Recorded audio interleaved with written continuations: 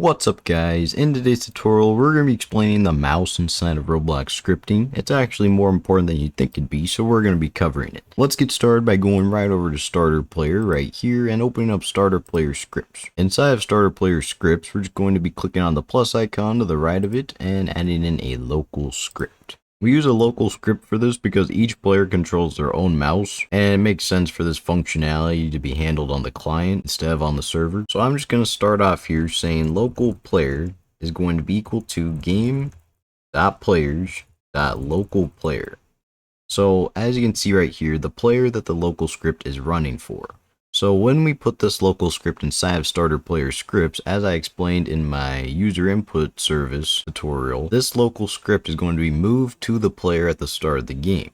So since we can use local player right here, this is simply the player that local script gets moved to, which is every player that joins our game. But this player right here, once again, it's just the specific player that this local script is going to be running for. Now we can create another variable called the mouse, and this is going to be equal to player get mouse with parentheses. So this player get mouse function right here returns the mouse being used by the client or that specific player. And there are several things we can do with the player's mouse.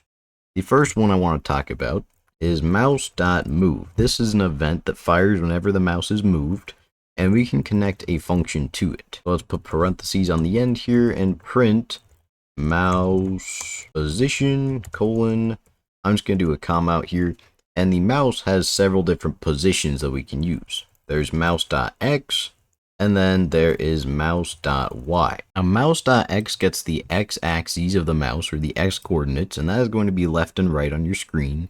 And mouse.y will get the y coordinate, or the y-axis, and that is up and down. Now since the mouse is on a 2D plane, which is your screen, it's not in a 3D space at all like your character is, it only uses the x and y coordinates. It has no reason to use a z because there's no forward and backwards. So let's go ahead and click on play and you can see how this works. Now we're inside the game. I'm just going to open up the view tab right up here and open up the output so we can see it printing. And now whenever I move my mouse, you're going to see that's going to print out the exact mouse position with the x and y coordinates inside of the output right there. And this will print every time the mouse is moved. Another thing that we can do with the mouse is we can tell when the mouse has been clicked, such as mouse.button1 down.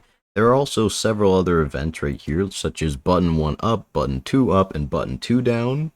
So if you would like to mess around with any of these, you certainly can. Button 2 down will be right click, button 1 down will be left click.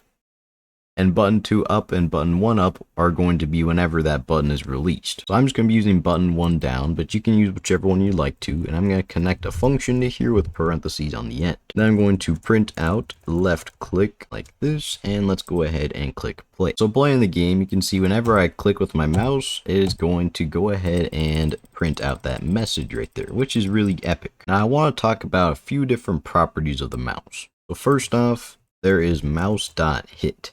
And this is the C-frame of the mouse's position inside of the 3D space, or the viewport, or the game I should say. And we can say mouse.hit.position, .look vector, .rotation, .x, .y, all sorts of different positions right here. So let's go ahead and print out mouse.hit and click on play. So now whenever we click, you can see the exact position or the C-frame of the mouse, and it'll change in every time that we move our mouse. There's also another one, mouse.target, which is the object in the 3D space that the mouse is currently pointing to at the time of this function being called.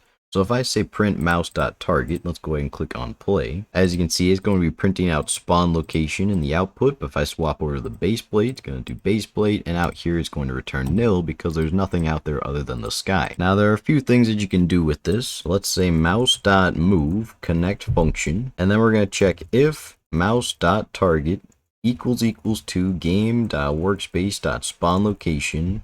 Then we're going to print out our mouse.target.name, and we can also print out the mouse.target.position if we wanted to. You can even print out specific properties such as mouse.target.color, brick color, anchored, any property of the target, because the target is going to be that 3D object that the mouse is pointing towards. I'm going to leave just at the name and the position, and I'm going to put an else statement in here, just making sure that there is no target found. So just joining the game, once again out here, it's going to say no target found because the target is not the spawn location. But if I move it over to the spawn location, you can see it's going to print out spawn location, and it's going to have the exact position of the spawn location, which is pretty epic if I do so say myself. This is pretty much everything that you need to know about the mouse for now. I would highly recommend trying to make something that you find interesting, or the first things you think of that you can make using mouse inside of Roblox Studio. For me anyways, I'm going to leave it off at this. Thank you guys so much for watching. If you enjoyed this tutorial just as much as I did, please make sure you like, subscribe, and comment down below. It's completely free and it helps the channel out a lot. Hope you have a great day, and I'll see you later.